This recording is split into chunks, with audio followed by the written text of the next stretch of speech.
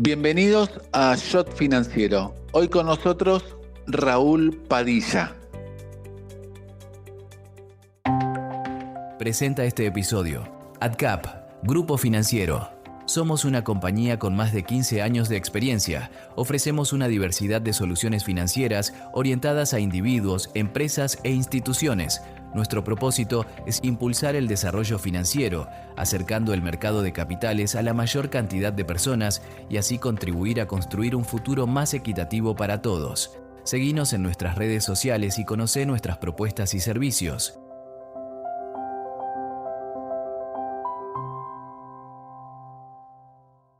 Y ya estamos conectados aquí en Shot Financiero con Raúl Padilla. Raúl, un lujo tenerte aquí en nuestro podcast. ¿Cómo andás? Muy bien, un gusto estar contigo, Willy.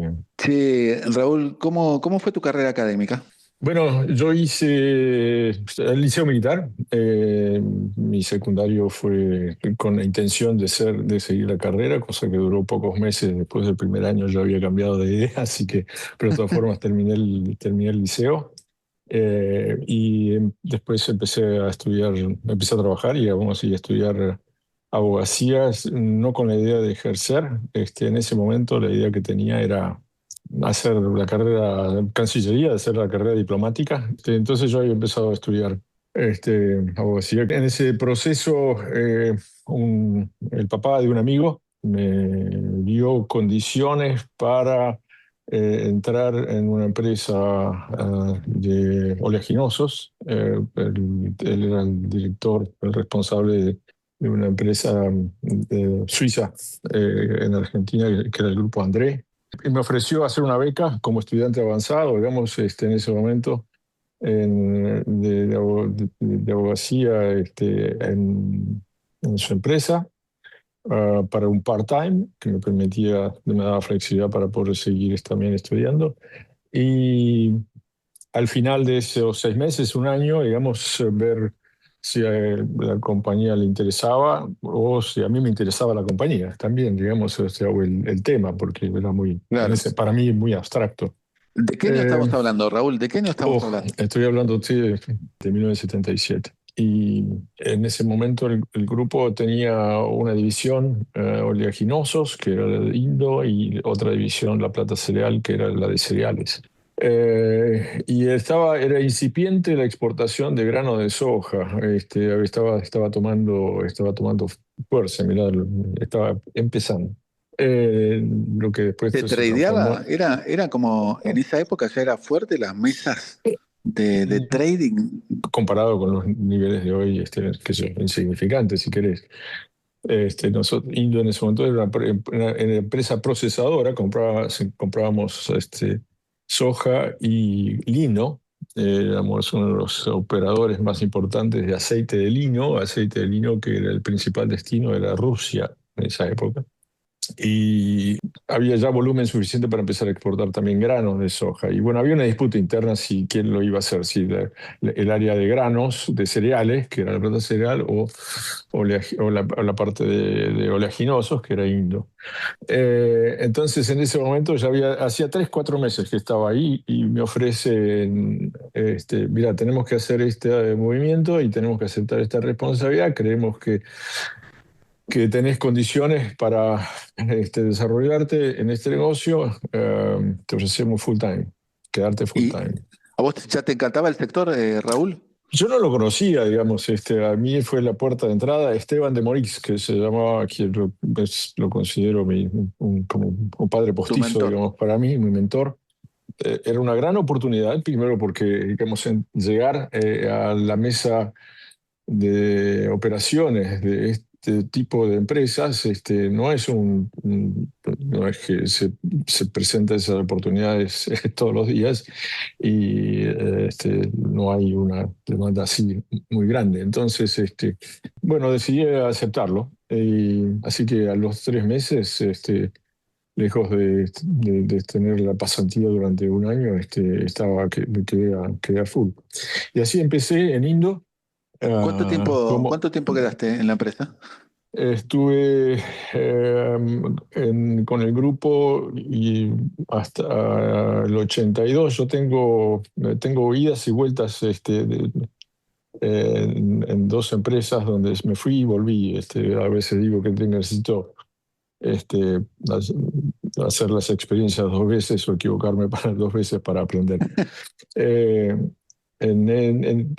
Salí del grupo en el año 82. Había pasado más de un año también viviendo en Suiza. ¿Cómo fue tu Tuve- experiencia en Suiza? ¿Difícil trabajar? ¿La adaptación? ¿Otro ritmo? ¿Cómo fue eso? me fue, me fue muy interesante. Yo fui para allá En Zúrich, estamos hablando. también ya casado. No, Lausanne, En a Lausanne. 60, Ok, 70 kilómetros de Ginebra. sí. Andrés, los headquarters estaban ahí, que es, bueno, en la Suiza francesa. Así que no, fue muy linda, fue muy linda experiencia. Me ofrecieron quedarme, o sea, yo podía haberme quedado a trabajar por mucho tiempo, digamos, decidimos volvernos. Entonces, pero la vuelta coincidió, llegamos a Argentina el día anterior a Malvinas, casi el Uh, mismo día que Malvinas. Eh, Malvinas fue para mí así un shock contame cómo lo viviste. emocional muy importante o muy grande. Primero porque tenía amigos, compañeros, ex compañeros, digamos, que se vieron afectados y algunos fallecidos.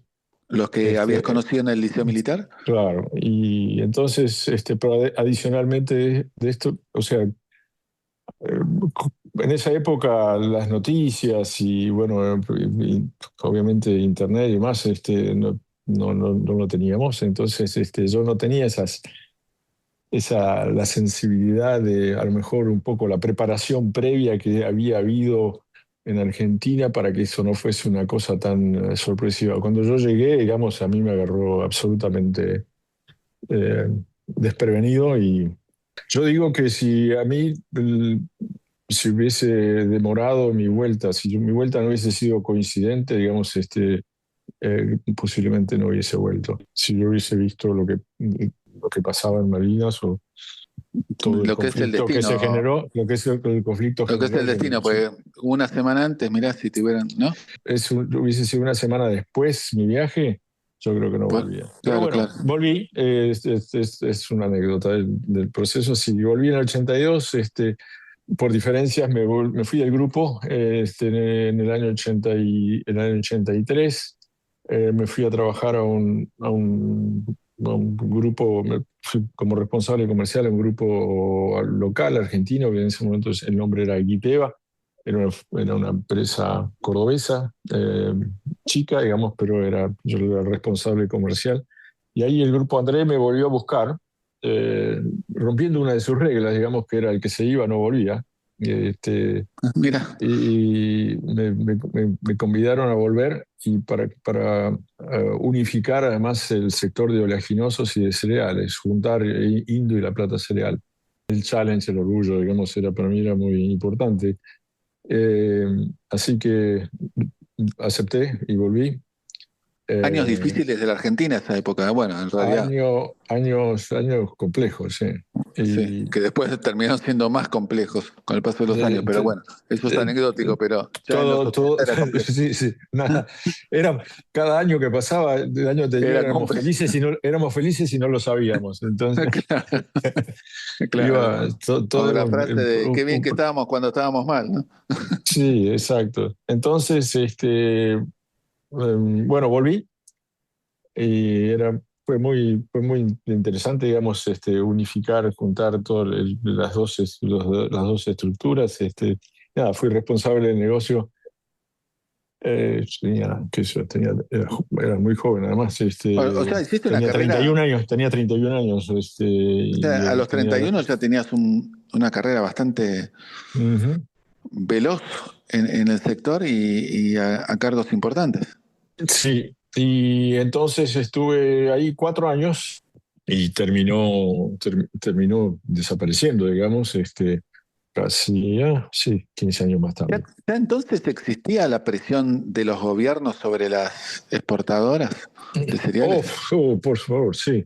Yo en paralelo, digamos, a lo que estoy relatando, yo fui funcionario, digamos, de la Cámara. Yo fui presidente de la Cámara de Industriales de Aceiteros Sí. durante 16 años. En esa función, sí, tuve Fue un clásico mucho de todos contacto los gobiernos, ¿no? con todos los gobiernos. Obviamente, digamos, Alfonsín, Menem, de la Rúa, los ministros de Economía, todos ellos, Todos queriendo los dólares. el kirchnerismo, todo sí, con Ni hablar. Ernesto, Cristina, ¿no? Guillermo Moreno, mucha interacción durante 7 años. Sí, en fin, así que bueno, volví, me fui nuevamente después de 4 años y en ese momento estaba con ganas a lo mejor de hacer algo diferente. Me crucé con un amigo que estaba más o menos también en el mismo proceso de buscar nuevos rumbos y creamos eh, una compañía de intermediación de granos para ofrecer servicios a las empresas locales argentinas que no tenían la posibilidad o no podían bancar una estructura internacional de comercialización. Hicimos eso bien, exitosamente, eso durante un par de años. Después el objetivo de la empresa tuvo que cambiar, digamos, porque bueno, cayó la Unión Soviética, Claro. hubo varios cambios en la estructura de mercado que hizo que nosotros también teníamos que adaptarnos y teníamos que pasar a ser una empresa de brokerage, más normal. Y ahí me sentí menos cómodo. Mi papá, que había lamentado mi salida, digamos, me invitó nuevamente a volver a hacerme cargo, Mira, digamos. Entonces, por eso te decía 2 veces. O sea, estuve en André, hice Guipeva, volví a André, hice una independencia durante un par de años y después volví a Guipeva. Estoy hablándote ahora del año ya 92 y en esa época, ¿cómo viviste la Guipeva, llegada de Menem y la convertiría con mayor esperanza, me imagino, después de lo que fueron los ochentas? con mucha incertidumbre, digamos. Creo que la mayoría nos comimos la curva, digamos, de lo que podía llegar a ser Menem y de lo que efectivamente Menem fue después, ¿no? Es decir, las expectativas que había previas eran muy diferentes a lo que su gestión terminó siendo. Digamos, de entrada, algo que yo no tuve nada que ver, digamos, pero después he podido apreciar parte de las consecuencias, digamos, que le entregó el Ministerio de Economía a Bungey Born en esa época, ¿no? Claro. Fue la primera, cuando Roy fue el primer ministro de Economía que se hizo cargo, Y después de su y, muerte, Rapanelli. y después Rapanelli, digamos, bueno, yo después ¿Los fui lo conociste a que... ambos? ¿Los conociste a ambos? A Roy no lo conocí, a Rapanelli sí lo conocí. Yo después terminó siendo ese country manager, digamos, lo que ellos fueron, digamos, para Bunge, lo fui después en el tiempo. Claro. A Rapanelli sí lo conocí. ¿Y la Eh, llegada de Cavallo, cómo la viste? la llegada de Caballo fue muy buena, digamos, para la sociedad, digamos, en su momento el poder eh, frenar y volver a controlar la inflación. Y después quedamos atrapados en algo, quedamos atrapados en el éxito ese que Sí. Vos sabés que, no supimos salir, ¿no? De alguna manera. claro, vos sabés, Raúl, que acá lo entrevistamos en este podcast a Domingo Cavallo y nos contaba que, bueno, lo que fue una de sus primeras medidas también de lo que pasa a veces uno se olvida, que había retenciones a las exportaciones entonces también. La tensión es que casi ha sido poco el tiempo, no ha sido mucho el tiempo que pudimos navegar o pudimos trabajar sin retenciones. Sí, pero él, en la época de él, él la sacó Y creo que la sacó hasta rápidamente. muy rápido. Y, y fue bueno, fue positivo para el sector, fue positivo para la soja, fue positivo para todo, fue para, Para el para toda país. la cadena, para el país. Fue muy bueno. ¿Y cómo sigue Después tu carrera volvimos. profesional ahí en ¿Cómo la sigue? gestión, en Bueno, los 90? 92, vuelvo con Guipeva, y ahí Guipeva se llamaba, era Guirao Pérez Barinaga, era una empresa familiar donde la familia Guirao, Felipe Guirao, que era el presidente, tenía el control, el 60%. Los minoritarios no estaban conformes, Felipe no era muy generoso repartiendo dividendos y demás, querían salir y buscaban un comprador. Y Felipe en ese momento me preguntó qué es lo que él tenía que hacer. Y ahí en esa época, bueno, yo obviamente tenía muchas conexiones. La gente de Ceval, no sé si te suena, era una empresa brasileña de oleaginosos, que era controlada por la familia Hering, los textiles. Eh, Quería entrar, eran los más grandes, la empresa más grande de oleaginosos en Brasil. Quería poner un pie en Argentina. Y ellos venían una o dos veces por año a dar una vuelta, a husmear, a ver las cosechas, a tomar un poco la temperatura del sector. Y bueno, cenábamos o almorzábamos cada vez que venían. Y en una de esas visitas, en el año fin de 94, venían y dicen, bueno, queremos entrar más claramente, digamos, en Argentina, y venían a visitar en ese momento. Pérez Compán tenía Peconagra a la venta, y él tuvo la apertura, digamos, de comentarme que iban a visitarla el día siguiente porque estaban pensando en comprarlo. Entonces yo les dije, creo que tengo una mejor alternativa para ustedes, y me dice, ¿cuál? Guipeva. Entonces charlamos toda la noche sobre por qué Guipeva podía ser mejor que Conagra para ellos. Long story short, digamos, Ceval termina comprando Guipeva 4 meses más tarde, digamos, Mira, y ahí se transforma en Guipeva Ceval. Estoy hablando del año 95. 97, Hering, la familia Hering, muy famosa y conocida en el área textil, quería salir. Ceval era una empresa, si bien era una empresa familiar, era semiprofesional, ¿no? Era una evolución.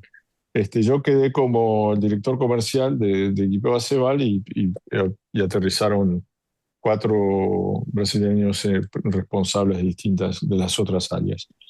En el 97, la familia Hering quiere concentrarse más en algodón, y pone a la venta Ceval.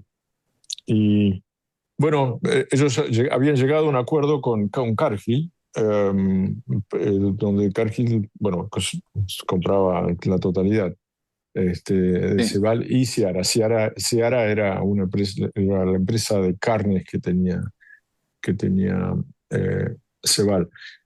Yo estaba yendo a mi primera reunión de directorio con Cargill, es una anécdota que va a ser un viernes a la tarde. Yo estaba Sí. yendo hacia Ezeiza, y cuando estaba llegando a Ezeiza, el CEO de Ceval, Oliveira Schurman, me llama y me dice, Raúl, ¿dónde estás? Y yo estoy llegando a tomar avión. Dice, no lo tomes, hay alguna desinteligencia, no vamos a hacer la reunión, así que no te vengas, vamos a ver qué pasa. Bueno, ¿qué pasó? Cargill Cargill había decidido que no quería la parte de carnes, no quería Seara, y quería que Hering hiciera un spin-off de la parte de carnes, y ellos quedarse únicamente con la parte de oleaginosos. Y Hering, la familia dijo, no, es todo o es nada. Así que Cargill tenía la opción por un par de semanas más, la opción cayó, y ahí ya estaba, digamos, en línea en la sala de esperas estaba Bunge, que había manifestado su interés en comprar. 97, fin del 97, Bunge compra Ceval, y con eso compra Guipeva Ceval, la empresa en Argentina, que no movía la aguja, básicamente, digamos, pero bueno. Así fue que pasó al fin del 97 pasó a ser Bunge, porque fui comprado en la operación que se compra Ceval. En el año 98, mayo del 98, Estamos la hablando de Bunge, que ya, Bunge obviamente entonces era una de las grandes jugadores. era, sí, pero no estaba, pero no era lo que soy, digamos, o sea, Claro. estaba en proceso de volver, digamos, a ser el gran jugador que había sabido ser, ¿no? O que supo ser. Y para reafirmar eso, en el 98, mayo del 98, los accionistas deciden salir de los alimentos, básicamente. Y así fue donde se puso en venta Molinos, este año 98, que Molinos se vende a Pérez Compán. Claro. Y yo paso a ser, y nosotros cambiamos, todos paso a ser Bunge Argentina, porque ahí el nombre de Bunge Bonde se va también, digamos, que cambiamos a Bunge.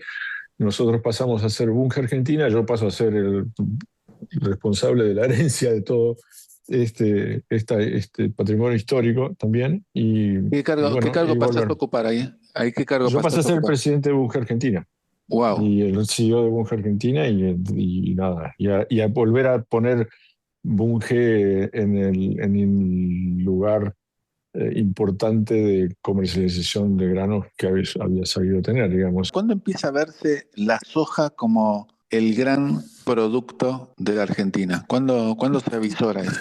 Gran salto de producción se produce en el menemismo, digamos, o sea, con Felipe Solá como secretario de Agricultura, cuando aprobamos tan rápidamente las GMO, cosa que para muchos países o muchos orígenes fue un tema complejo. En Argentina se adoptó muy rápidamente y eso fue un salto de producción En tremendo los, no- en, en los en los 90 estamos 90, hablando. claro, sí, sí, La en los gestión de Caballo, 90, que Felipe Solá era secretario de el Agricultura. secretario de Cultura. O sea, hicimos un salto en productivo enorme eh, que, que, bueno, digamos, después nos encargamos de amortiguarlo de algunas frenadas o sacarle velocidad o sacarle ciencia. Éramos más grandes que Brasil, y Brasil nos hace 2 veces más lo que Argentina hace. Claro, claro, claro. Eh, pero sí, fue en los 90. Ya se veía, digamos, pero el salto productivo importante se hace en los 90. Con la Eh, aparición de, me imagino, lo que fue el glifosato, Monsanto y todo claro, eso. Bueno, eso dio una productividad enorme con todo el estrés y las discusiones que se generaron con ambientalistas y con consumidores en su momento, ¿no? Complicado, ¿cómo lo viviste desde el cargo de Bunge Argentina a lo que fue el fin de la convertibilidad? fue tremendo. ¿No? Me Fue, imagino que debe haber fue sido también de un año de grado, presiones, me imagino, un para grado vos. un grado de intensidad enorme. Agosto del 2001 hacemos un IPO. Septiembre del 2001, Las Torres Gemelas. las Torres Gemelas. Yo estaba viajando ese día para Estados Unidos porque iba a presentar al board, teníamos reunión de board y iba a presentar al board la compra de la última planta industrial del grupo André, que era La Plata Cereal, la empresa que yo me había En hecho, su momento formado. claro, me había formado. Fue la Vos implosión estás del viajando a país. Nueva York el mismo... Esa noche yo tenía que viajar. Sí, esa noche salía y obviamente se suspendió todo, no viajó nadie. Pero yo esa noche viajaba para Estados Unidos Wow. para presentar la compra, que el board me autorizara la compra de la plata cereal. Y la semana siguiente fue la primera reunión telefónica que se hizo del board con gente dispersa. Habían quedado board members repartidos en distintas partes del mundo. Por obviamente las consecuencias de las torres, Del atentado de las Torres del Gemelas, sí. atentado a las torres. Entonces, bueno, la semana siguiente hicimos una reunión de board telefónica y conseguí la aprobación de la compra de la plata cereal. Estoy hablando bueno, ya era fin de septiembre, octubre del 2001. O sea, todo lo que pasó en ese último periodo del año 2001 hizo que las variables cambiaban dos Sí. veces por día. Fue una máquina, digamos. Era la vorágine que vivimos fue realmente una intensidad olvidable. ¿Va? En paralelo, estábamos con todo el circo que teníamos saliendo de la convertibilidad y la especificación y demás. Así que en ese paralelo tenía la negociación, encabezado la negociación con el gobierno por los saldos de IVA. Wow. Era pesadísimo el tema para el sector. Estaba hablando usted de casi en esa época, bueno, hoy parece, las cifras parecen más chicas de lo que en realidad en ese momento era, pero estoy hablando de casi 800 millones, 760 millones de dólares de saldos que teníamos dolarizados en dólares, pero que querían ser transformados en pesos. Así que, bueno, fue una negociación muy larga, tensa. El último día era un viernes, pasamos 9 horas en el Ministerio de Economía y o sea, de acá no vamos a salir hasta que tengamos este tema cerrado. Pero fue la única deuda que el gobierno dolarizó de ese proceso. El resto fue todo especificado. Nosotros acordamos el pago en 18 cuotas. La deuda de todo el Milagro. saldo de IVA que teníamos, y cumplieron sin problema. Bueno, no sé, ahí estoy en el 2002. 2002, Seguimos. año que empiezan las retenciones, las exportaciones. Sí, volvieron lamentablemente y ya para quedarse, digamos, después han pasado Sí. de magnitud, han cambiado de magnitud, pero nos acompañan todavía y nos van a seguir Virus que costó acompañando. y que cuesta exterminar. Cuesta enormemente, digamos, cuesta enormemente y que no se le reconoce a la producción y al campo, digamos, el sacrificio que hacen. Sí. Un barco de cada tres va a parar Va derecho. Casi te un diría, barco de tres. O sea, es el único país que se da un lujo semejante.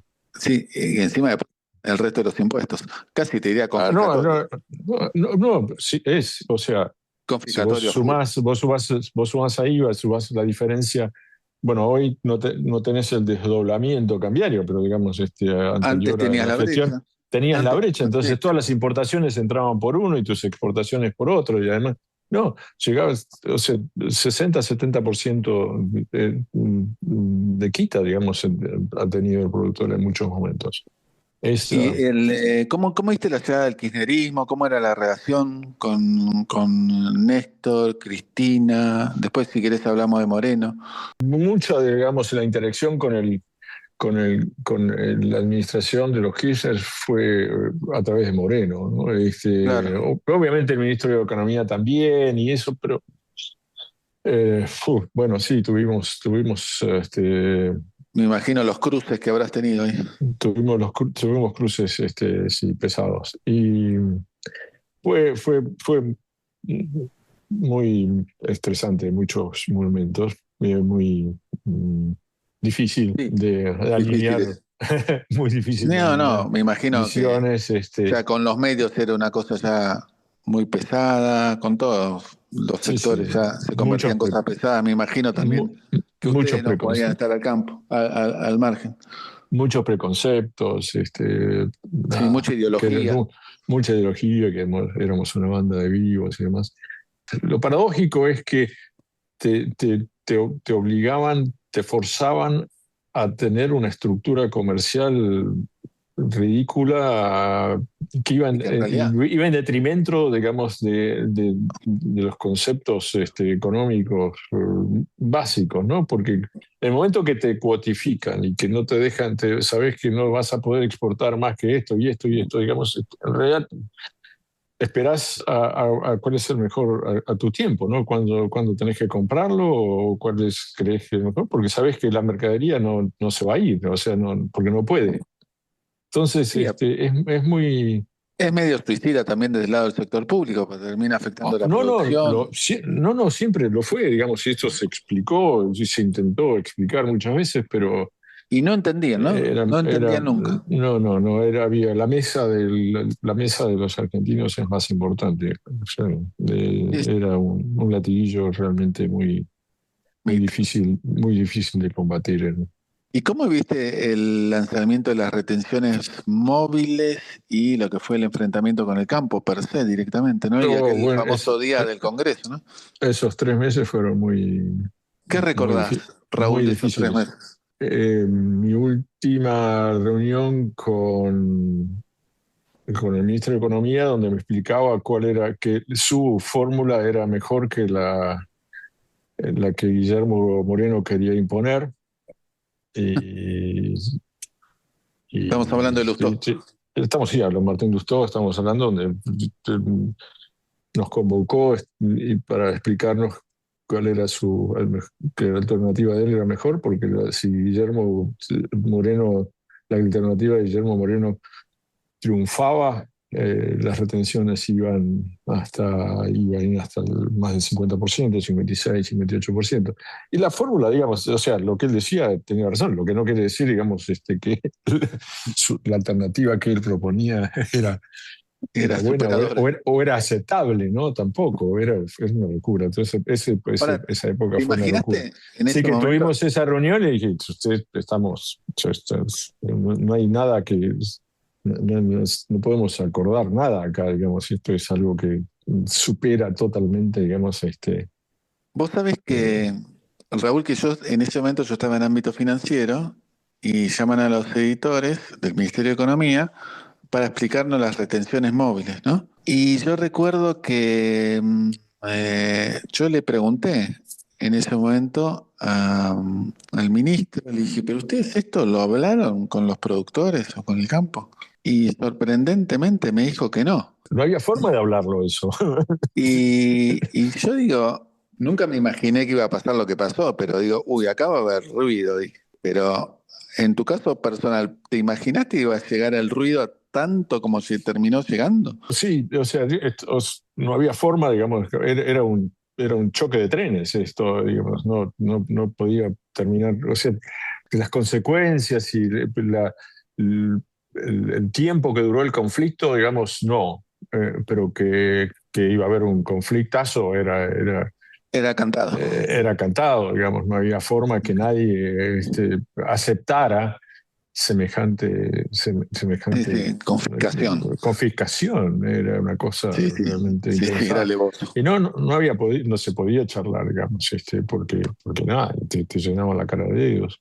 Así que no, fue un momento muy complejo. El día de la votación en el Senado fue Oh, histórico, tremendo, obviamente. fue tremendo.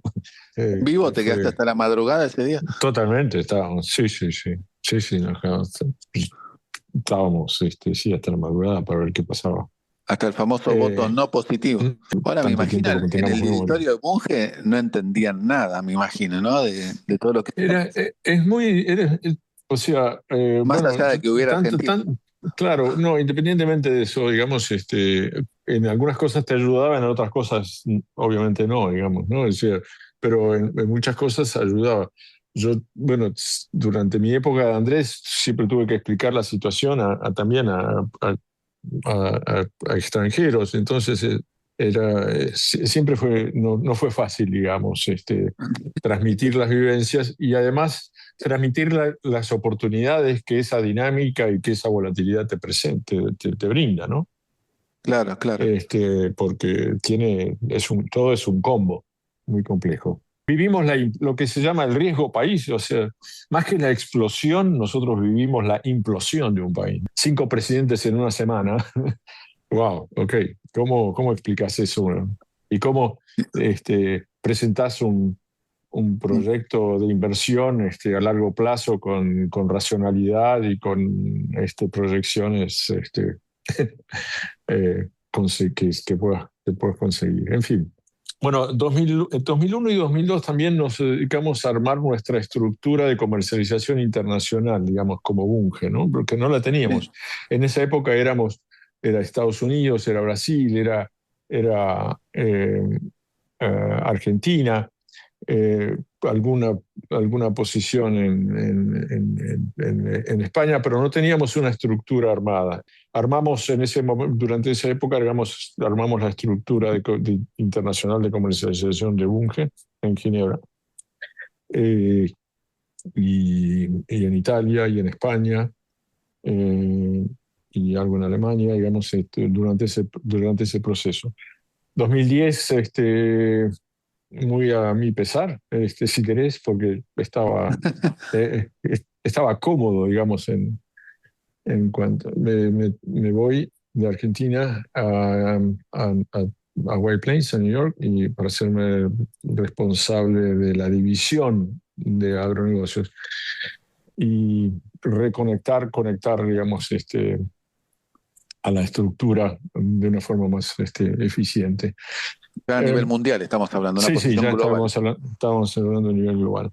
Vale la pena Ahora, incursionar, vale la pena tener experiencia. Así que fui al 2000, el CEO de Brasil, en ese momento también no tenía, dijo retirarse, después terminó siendo, era Pedro Parente, terminó siendo el CEO de Petrobras. Pero se fue y yo lo reemplacé, así que en mayo de 2014 fui para allá. ahora, ¿qué diferencia en estos años de lo que era Brasil y lo que era Argentina, ¿no? Oh, sí, sí. No, ya Brasil ya no. O sea, no Entonces, tenías ya ningún antes. moreno en Brasil. No. No existe ese tipo de estructura. Sí, obviamente existe Brasil y Uruguay, pero no hay una economía. Bueno, el sector de agronegocios está libre, sin retenciones. Y ¿Cómo? llegas a presidente de Sudamérica y después a presidente de las operaciones globales en el 2019. Correcto, sí, después sí, seguimos buscando eficientizar la estructura y cortando costos y demás, así que regionalizamos, me hago responsable de la región. El cambio más importante, y no voy a ir en los detalles, sino simplemente fue que eliminamos los países en su momento y alineamos a todo el grupo por cadenas de valor.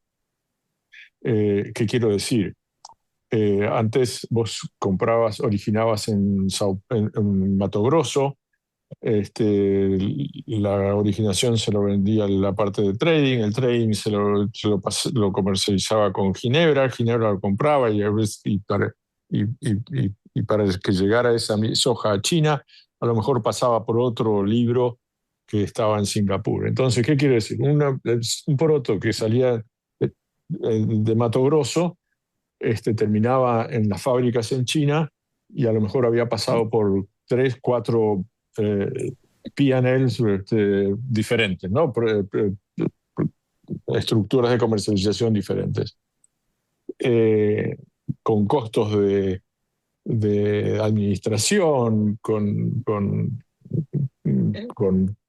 negociaciones dentro de la misma compañía, o sea, ineficiencias, ¿no? Claro. Entonces hicimos, ok, la soja que se origina en Mato Grosso llega a China en un solo book. Hay una sola estructura comercial que es responsable desde el origen hasta el destino final. Ahí eliminamos transacciones, negociaciones, administraciones, eh, en una Buenísimo. cantidad importante. ¿Esto suena fácil o suena claro? Sí, sí, llevarlo a la Eh, práctica no va a ser fácil. la estructura, llevarlo a la práctica es complejo, sobre todo porque es así como se venía haciendo la empresa tiene más de 200 años, ¿no? Contame Eh, cómo Así que fue. bueno, eso se hizo, se puso en marcha, se estructuró, después venía el fine tuning, digamos, y por suerte la gran masa, la gran parte del cambio ya lo habíamos implementado, especialmente el mindset, digamos, ¿no? El approach comercial de todos, y los equipos comerciales ya habían sido realineados todos cuando pegamos contra la pandemia. Ah, Eh, claro, que eso fue tremendo, digamos, me imagino. eh, uf, en muchos sentidos. ¿Qué sé yo? Bueno, yo en esa época, el 60% de mi tiempo yo estaba viajando, estaba en aviones. Yo he llegado a dormir 60 noches Wow. por año, digamos, en, en aviones. Pero la pandemia fue Sí, sí, un sí, impacto en todo en todo sentido haber sentido, sido el digamos, impacto. y empezar a trabajar bueno, toda la estructura y casi 40 y pico de países este, online. Y eso es la parte administrativa, comercial y corporativa, digamos, pero esa parte industrial es 24/7, digamos, cosa que siempre me hizo sentir muy eh, incómodo de alguna manera, porque eh, todas las áreas industriales estuvieron totalmente expuestos y trabajando 24/7 durante toda la pandemia. Y las áreas corporativas, administrativas, trabajando desde casa, virtualmente, qué sé yo. Esa fue ¿Cómo, cómo un fue, tema. Raúl, el día, bueno, como todo pasa en la vida, ¿no? Que se acaba tu gestión en Bunge después de casi 25 años, ¿cómo? Y que había llegado a un cargo, el cargo Bueno, había digamos, llegado. cuando termina los 3 años, el trabajo estaba hecho, los resultados eran los mejores que habíamos tenido, estaba todo funcionando muy bien. Bueno, el viento de cola obviamente ayuda también, ¿viste? En toda la suerte si te abandona puede ser muy bueno, pero te abandona y, Claro. y desluce eventualmente un buen trabajo, pero se dieron, se combinaron en mi caso en los últimos 3 años. Nada, tuve bastante presión, digamos, para que me quedara, para que siguiera, pero no quise, mm, quería tener me decía, pero no te vas a aburrir, no te da miedo, qué sé yo, de una vida tan intensa, digamos, y la verdad es que yo decía, no me da miedo, quiero tener el desafío de la agenda vacía y ver qué hago. Tengo muchas inquietudes, digamos, y yo sé que si en realidad me aburro y si me arrepiento, digamos, me puedo volver a complicar la vida si quiero. Así que eso también, por otro lado, pero digamos, no, Claro. no, nunca me dio temor el retiro, digamos. Nunca uy, ¿qué voy a hacer?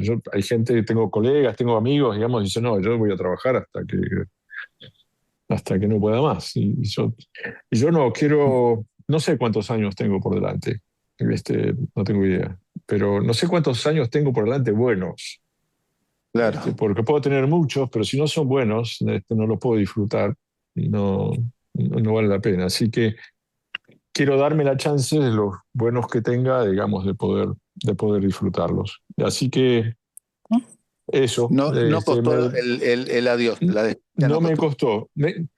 Hay un solo día que te puedo escribir que me dio así una angustia, me dio un vacío. Porque el teléfono no suena más después, ¿eh? El celular no Bueno, te no, manda a es nadie. bueno, yo hice una pequeña transición durante los últimos 3, 4 meses de mi responsabilidad teórica, digamos, ya mis sucesores habían sido, o sea, mi puesto se partió, digamos, en su momento, mis sucesores ya habían sido nombrados y cómo iba a quedar la Designados. estructura también, ya habían sido definidos. Entonces, a partir de ahí, el poder pasa, ¿no? Entonces, Claro. automáticamente, muerto el rey, viva el rey, chao. Entonces yo estaba en un proceso de transición, simplemente como asesor, apoyándolo a Greg si veía que algo no estaba funcionando bien, digamos, pero nada más que eso durante los últimos meses. El día que más, mi actividad oficialmente terminó un 31 de marzo. Este, y, y yo hasta ese momento, digamos, seguía estando en el sistema, ¿no? El sistema en el network de Bunge, los mails. Yo Sí. veía todas las conversaciones, las discusiones comerciales, el mercado. Lo que hice durante 40 y pico de años. Y 20, casi 25 con Bunge. El 1 de abril estaba desconectado. Te bajaron de todos lados. Claro, prender la computadora y ver el inbox totalmente vacío me dio una cosita así. WhatsApp, nada, ni grupo de WhatsApp, nada. Ay, ok, pero bueno, duró eso, unos días y, y Contame qué estás nada, haciendo nada más. ahora, Raúl, con Pilgrim's Pride y Y JBS. bueno, me, mi intención no era, digamos, estar en ningún board. Tengo la suerte, digamos, de haber sido convidado, digamos, a varios y he rechazado varios de ellos, digamos, pero tuve mucha presión para que me involucrara o que aceptara, digamos, la invitación que me hicieron. Primero fue para Pilgrims, hace 4 años ya, 3 años y pico. Pilgrims es una de las empresas más importantes de pollos en Estados Unidos, si no la más, y que está controlada por el grupo JBS de Sí, Brasil.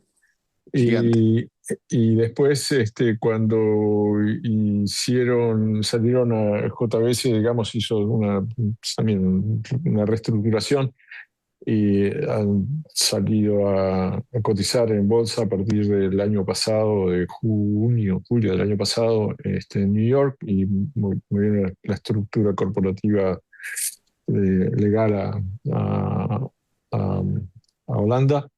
Me convidaron a ser board members de JBS. Eh, y nada, el pollo y la carne, digamos, han sido los consumidores o los principales consumidores de la cadena donde yo he estado, ¿no? Toda mi vida. Entonces, siempre la oferta y la demanda, digamos, la ecuación más relevante es qué van a hacer, qué hace la demanda, qué hacen los pollos, qué hacen los animales, qué, qué van a consumir, qué va a ser el crecimiento, digamos, ese ha sido siempre buena parte los aceites pasa por otro lado, pero en lo que es proteína, obviamente, harina y maíz, harina de soja y maíz. Y bueno, participar, digamos, en el final de esa cadena donde he estado toda mi vida es muy interesante. Y además, porque el riesgo que estas empresas llevan es muy grande. ¿Qué quiero decir con Claro. riesgo? Digamos, o sea, los animales comen 24%, si vos tenés que comprar harina de soja, maíz, trigo, aceites para alimentar, digamos, una estructura tremenda, digamos, de animales que no entran en dieta, ¿no? Porque vos te equivocaste con el mercado. Entonces, ¿qué grado de cobertura se tiene? Si son 30, si son 20, si son 50, si son 60 días, o qué cantidad de días de cobertura vos le tenés que dar, es una decisión comercial pesada de una gran magnitud de dinero. Es parte de esa cadena, digamos, nada, que yo he estado toda mi vida laboral y que lo hace muy interesante. JBS es la empresa de carnes más grande del mundo hoy, de proteínas, por lejos. Es realmente un modelo, digamos, de compañía en lo que es hoy productividad y eficiencia, realmente muy, muy importante. Así que A eso me dedico, en cuanto a mantener mi cabeza, digamos, activa y en mi challenge.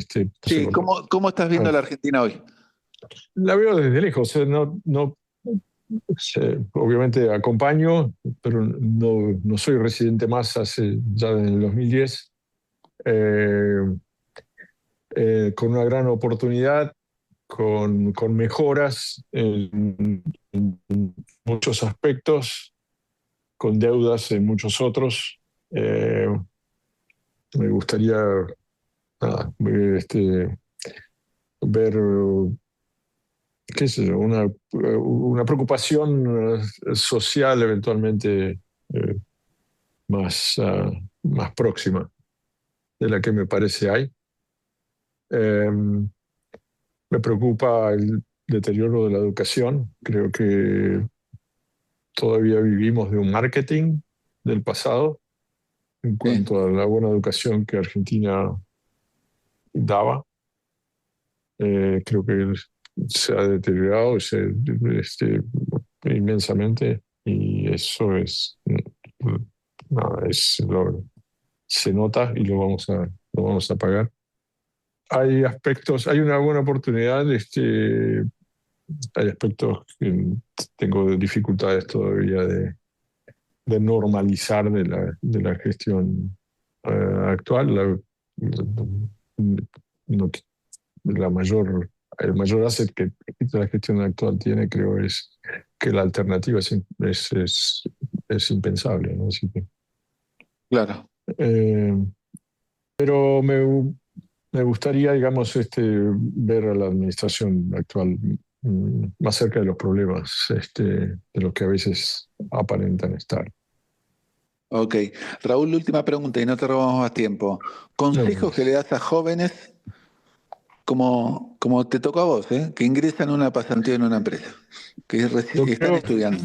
es muy importante, digamos, la visión, lo que querés o lo que proyectás o el plan de negocios que quieras hacer, pero más importante aún es cómo reaccionás cuando las cosas, las variables no están funcionando como vos las pensabas. Y esto creo que es una característica del ADN nuestro, ¿no? De los argentinos y que nos ha hecho ser eficientes a veces o efectivos en estructuras internacionales. En un momento dado, digamos, en nuestro sector tenía, bueno, hoy todavía, el presidente de ADM es un argentino. El de Conagra en su momento era un argentino, Dreyfus era un argentino y el de André era un argentino. En un momento éramos 4 argentinos manejando 4 empresas, las 4 empresas más importantes del sector, digamos, y que era, digamos, no, básicamente es nuestra capacidad de reacción y la capacidad de adaptación a la volatilidad, a la dinámica, digamos, que no está funcionando como vos creías. O sea, vos tenés un plan de negocios que tenés que hacer, o de a 1 año, a 3 años, a 5 años, y pues, posiblemente a la semana siguiente, especialmente, digamos, en una región como la nuestra y en un país como el nuestro, digamos, a la semana siguiente las variables que habías proyectado, digamos, están volando por los aires o están lejos de ser realistas.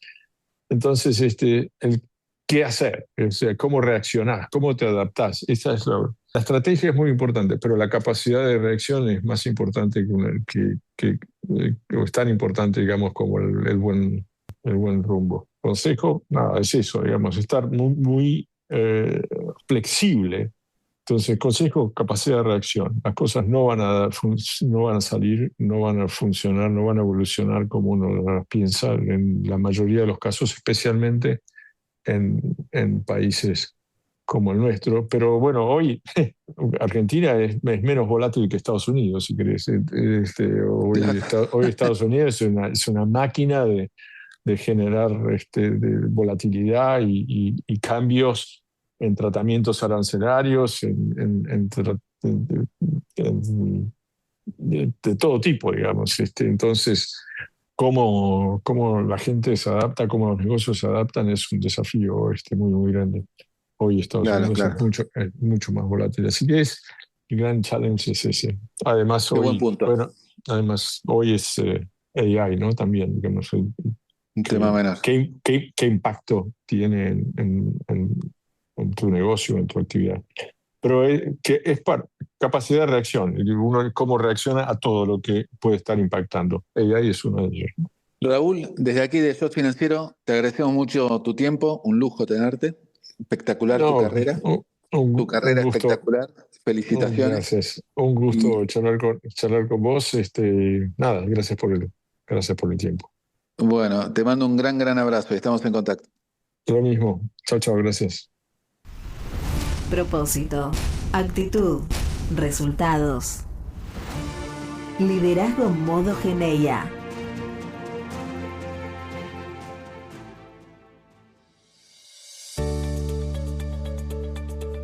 Hasta aquí la entrevista con Raúl Padilla. Nos reencontramos en una semana nada más con otro participante de Shot Financiero. Chau.